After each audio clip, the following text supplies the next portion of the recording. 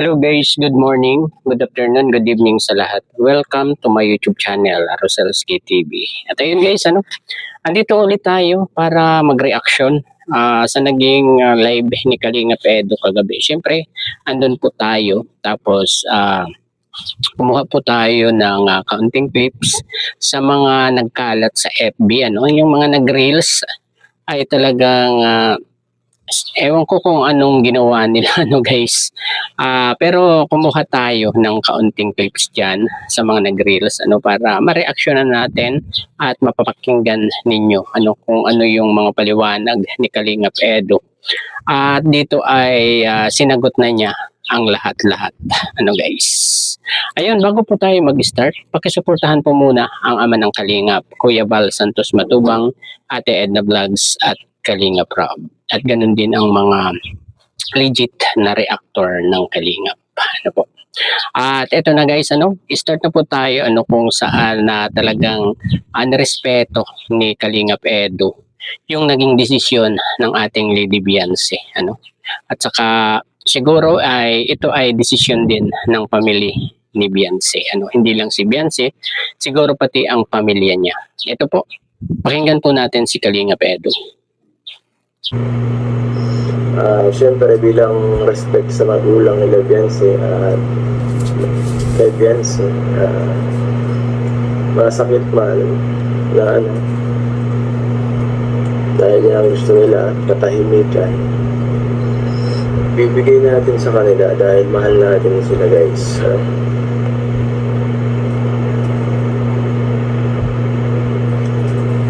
Yan. Nagtagumpay ang basher, okay lang, at least hindi na mahihirapan ang pamilya ni Beyonce na maging na pulutanin ng kung sino-sino. Mga 1 to 2 weeks pupupa na rin yan lahat. Okay, 1 to 2 weeks na pa na lahat ng mga ingay na yan, at yan na magsisimula ang katahimikan, pati ang mga views ng mga yan. At ayun guys, ganun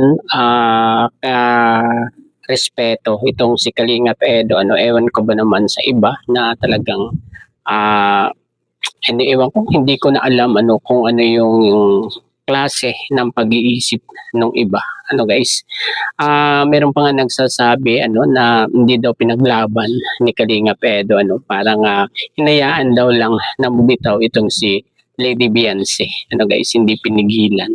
Guys, anong meron silang utak na ganito? Dahil pinagbigyan ni Kalingap Edo ang pamilya ni Beyonce dahil ayun nga sabi ni Kalingap Edo mahal niya ang pamilya ni Lady Beyonce natin guys. Diyan pa lang ay talagang kahit masakit sa kanya ay hindi siya naging hadlang doon sa gustong mangyari nitong si Lady Beyonce. Guys. At dito naman tayo guys sa susunod, may nalaman tayo guys dito na talagang nagkaroon pala ng konting hindi pagkakaintindihan itong si Kalingap Edo at itong si Tatay Biran. Guys. Ito po, panoorin po natin. At yung dating iringan, yung parang dating hindi pagkakaunawa lang namin yung tatay ni Beyonce, nagawa na po namin ng nahingi na ako ng tawad.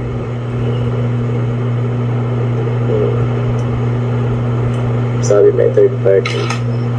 Kung saan mo naman po yung naalaman yung mga ganyang balita, ay kayo na pong bahala kung maniwala kayo at hindi. Kung yun ang gusto nila paniwalaan, wala tayong magagawa sa kanila. Kasi kung ang isang tao ay desidido manira ng tao, hindi yan titigil. Kahit i-block mo yan, gagawa yan ng another account. Kahit anong gawin mo, wala akong magagawa. Maliban na lang kung ma-identify mo yun at anong purpose natin sa Kalingap is pagtulong. Hindi ibang kung ano pa man. So ang private life ng bawat isa ay dapat irespeto ng bawat isa. kung makinig sila Biansi sa bashing, sa lahat ng mga nakikita nila sa at napupulyot sila sa mga nakabaligid sa kanilang tao, nasa sa kanya yun eh. Nasa sa kanila yun, guys. Basta tayo dito, support pa rin tayo sa kanya kahit anong mangyari.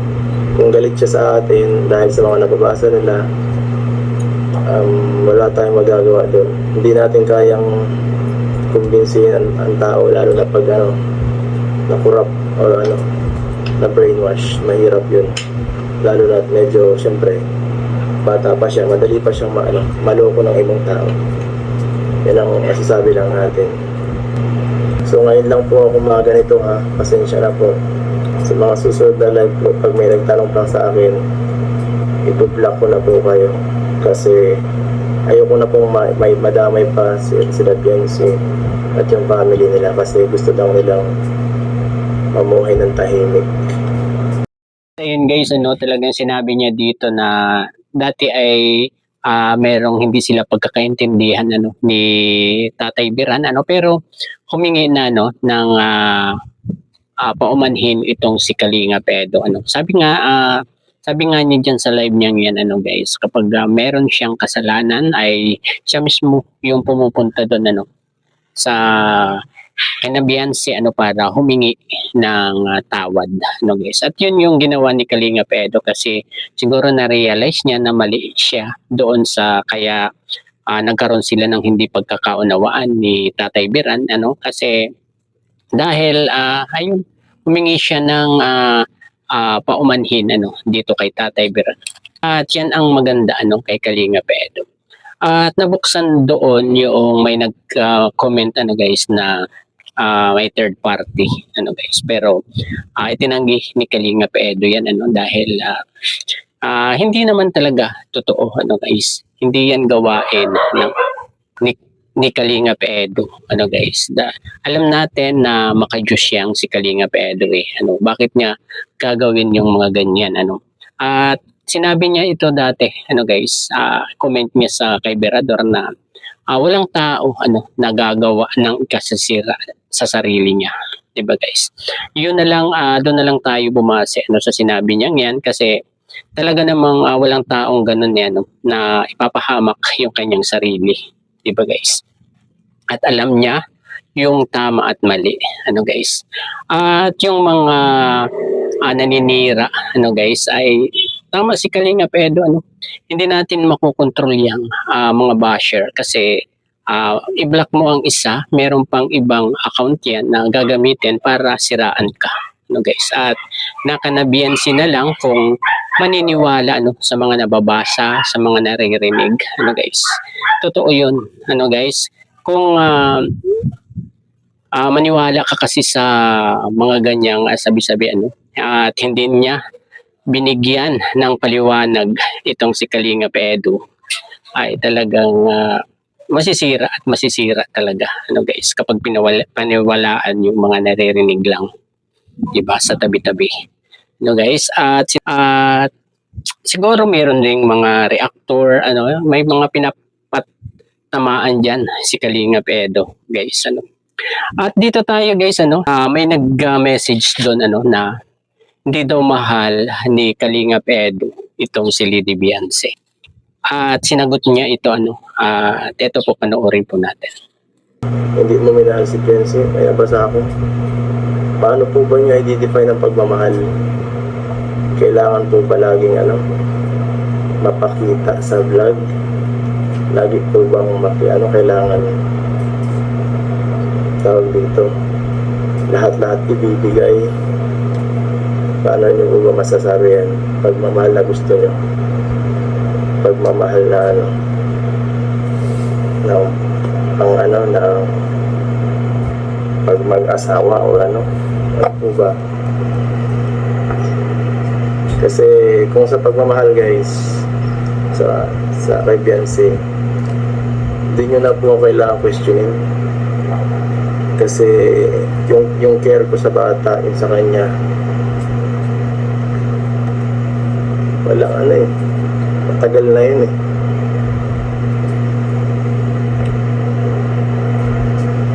matagal na yun. Kahit nga minsan parang hindi na ako pinapansin. Andyan ako pag sa boarding. Kahit hindi siya magsama, papahatid ako ng pagkain. Pagka mahatid ako, gusto ko laging pinapa-report by early kung ano nangyayari. So ano po ba, paano ba, ano po bang definition niyo ng pagmamahal? Ang gusto niya. Saka kung guys, kung wala ka nakikita wala kayo nakikita huwag nyo nang palakin. Hindi nyo kasi alam yung mga ibang bagay na detalye para maging para mag-react ng ganyan. Kung sa effort lang, nasa pa sila. Pag kaya kong magbigay ng effort sa kanya, isang tawag lang. Lagi kong sinasabi sa inyo sa vlog, dahil wala nga nakakasira ng schedule ko, si Kalinga Prab at si Beyonce. Mahalaga ang oras ko, guys. Mahalaga ang oras ko. Hindi ako basta-basta nasama kahit kanina. At ayun guys, grabe itong mga binitawan ni Kalinga Edo dito, guys, At sinagot niya yung nagsabi na hindi daw minahal ni Kalinga Edo itong si Lady Beyonce, guys. At tinanong niya itong nag-comment na ito kung ano bang definition ng sa kanya ng pagmamahal, guys. Ayun, talagang alam naman natin guys kung yung talagang nararamdaman nitong si Kalinga Edo dito kay Lady Beyonce, guys. Alam naman natin na yung vlog sa kanila ay talagang hindi basta vlog lang yan, guys, makatotohanan po yan, dahil itong si Lady Beyonce ay aminado na talagang totoo siya doon sa kanyang mga sinasabi doon sa vlog nilang dalawa ni Kalinga Edo, diba guys? At ayun, sinabi pa niya dito na tungkol sa effort, diba? Sabi niya dito, nag-effort siya, guys, mula noon, guys, nung nasa masulong-salong pa siguro itong si Lady Beyonce, one call away daw lamang siya, diba guys? At ito ang napaka grabing sinabi ni Kalinga Edo dito, guys, na walang makakasira ng kanyang schedule, dalawa lang ang makakasira ng kanyang schedule. Ito ay si Kalinga Prab at itong ating Lady Beyonce. Diyan pa lang guys ay talagang makikita na natin talaga seryoso itong si Kalinga Edo kay Beyonce, talagang siguro ay sinisiraan lang talaga itong si Kalinga Edo dito kay Lady Beyonce at sa pamilya ng ating Lady Beyonce, guys. Naisip-isip ko guys, bakit ito ay nangyari, pagkatapos mag-Hong Kong itong si Kalinga Edo, guys. Ito guys, trinabaho ba ito ng mga basher o ng mga one-sided habang nasa Hong Kong itong si Kalinga Edo. Guys, bilis-bilis ang bilis ng pangyayari guys, at talagang nakakapagtaka, guys, pagkatapos ng Hong Kong ni Kalinga Edo ay ganito na, nagkagulo-gulo na ang EDSI. Hindi ko alam kung paano agad-agad nangyari itong mga ganito, guys. At ito guys, yung last isusunod natin ay yung tinawag si Kalinga Edo ng isang viewers na sinungaling. Ito guys, panoorin po natin. Sinungaling. Nasa sa'yo yan. Ikaw ang nakakaalam ng buhay ko. Nasa sa'yo yan kung alam mo.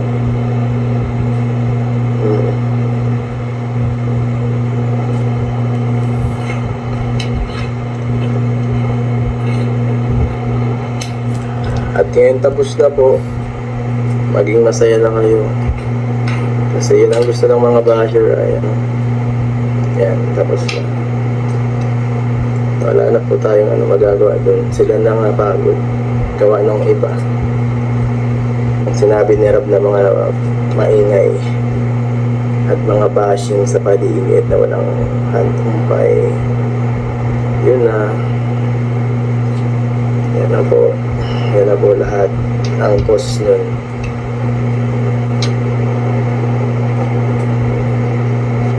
Opo, patunayan, wala akong kailangang patunayan guys, kasi wala naman akong dapat patunayan sa inyo. Andiyan na yan eh.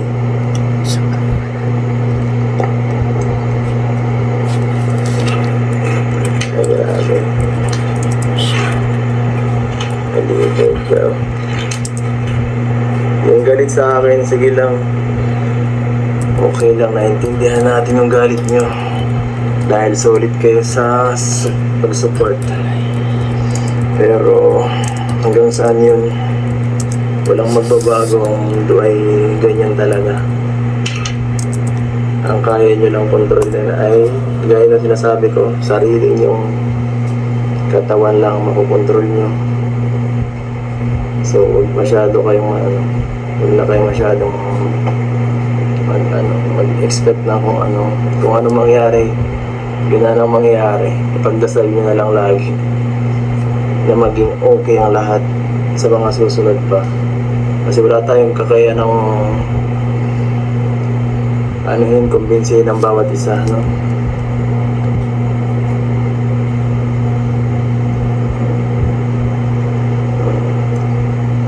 Basta tayo dito, kung sa effort ng pag-uusapan, alam niyo yan.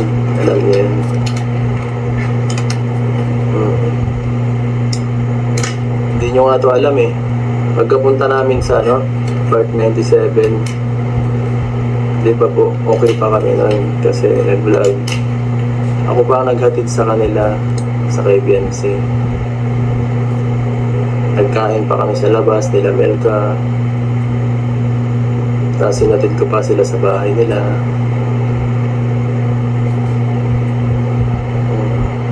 So hindi po ba effort yung mga ganung bagay? Kahit ayaw niya akong kasama minsan,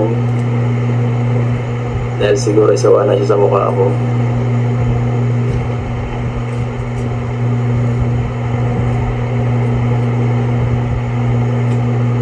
Oo. Ano ba? Ay nako, ang pagulo to si Fern. Yan, dapat sa'yo yan. Ano pa ba? Ito. At kung gusto nilang tahimik, yung tahimik na yan.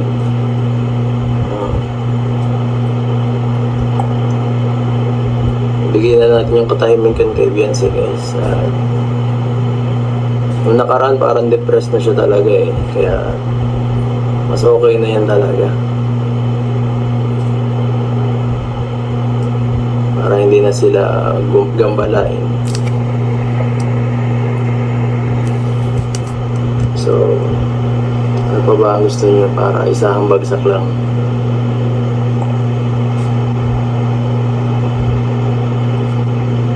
Tayo guys, nag-e-effort tayo kung binibigyan tayo ng dito ng chance. Pero kung wala akong alam kung chance para napapagod ang tao pag feeling niya wala siyang pag-asa. Normal yun. Pagmahal mo lagi dapat mong ibalik. Marami ako nababasa comment, Kalinga Pedro, mag-effort ka. Paano kung ako lang nag-e-effort? Hindi nyo ba naiintindihan? Panoorin nyo lahat ng vlog. Ako lagi nagbibigay. Nasa naman yung sabi na kasi si Kalinga Pedro walang ginagawa. Panoorin mo yung mga vlog guys. Kahit vlog ng iba. Kung nasa Hong Kong ako, nagregalo pa ako. Pag napunta ako lagi sa Manila, may regalo ako. Hindi ba effort yun guys? Ano ba yun? sa pagmamahal guys. Palitan lang, balikan lang. Pag isa ay lagi lang nagbibigay, hindi mo maano yun. Tawag dito. Sa lahat yan eh. No? Sa lahat, may applicable yan sa lahat. Pag hindi mo inalagaan na isang bagay, mawawala sa'yo yan. Sa katawan mo, sa isip mo, pag di mo hinahasa ang isip mo, sa pagmamahal sa ibang tao, hindi mo binibigay. O baka sabihin lang, ako lang. Kabilang kampo dapat na nagbibigay ng ano, hindi lang isa. Dapat parehas. Dapat parehas nagbibigay ng oras sa isa't isa. Lahat dito.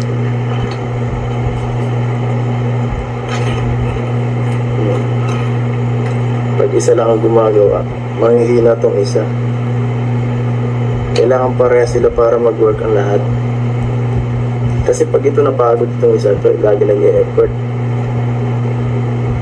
Tapos nasabayan pa, ay wala na, ayawan na. Diba? Kailangan ng teamwork para gumana ang pangarap, ang dream. Kaya kung isip mo lang ano mo, kung lagi nasa isip mo lang, hindi mo gagawin. Wala yan. Ito nangyayari. Dapat sinasa isip mo, tapos isinasa buhay mo. Yes, yung gusto mo. Hindi lang sasabihin mo, ay mahal kita sa isip ko. Mahal kita sa isip ko. Paano yung action mo? Kailan din ba yung action mo? Hindi lang sa isip ang pagmamahal. Sa gawa yan. Okay po. Para yan sa mga bashers na ako'y pinagdududahan na hindi yan para kay Beyonce, para yan sa mga bashers na walang alam sa mga ginagawa ko. Grabe guys, ano. Talagang naantig ang aking puso ano sa mga ni-reveal ni Kalingap Edo dito. Ano guys? Talagang sinalaysay niya lahat-lahat ano sa mga bashers niya ano, lalo't lalo na doon sa nagsabi na sinungaling si Kalingap Edo. Ano guys?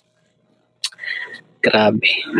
Guys ano, kayo na po ano ang humusga ano guys dito sa mga hinaing nitong ating Kalingap Edo, nitong ating binata ano guys. Ganun pala ano yung mga nangyayari minsan ano. Minsan hindi siya pinapansin ano guys. Minsan parang ang pakiramdam ni Kalingap Edo ay ayaw siyang kasama, 'di ba? Grabe naman yun guys. Kasi guys, masikip ano guys, masikip sa dibdib ano. Hindi natin talaga akalain na ganito ang mangyayari ano dito sa EDSA ano guys. Kung kahapon guys ay 50-50 ako ano guys na talagang may EDSA pa. Ngayon guys ay nasa 70-30 na lang ano.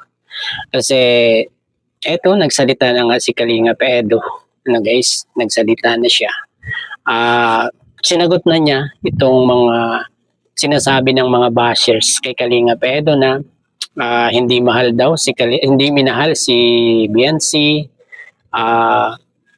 hindi nag-e-effort itong si Kalingap Edo. Ayun siguro naman ay napakinggan natin ano yung mga sinabi ni Kalingap Edo ano sa tuwing aalis siya sa daet ano, pagbalik niya ay talagang may pasalubong itong si Lady Beyonce ano.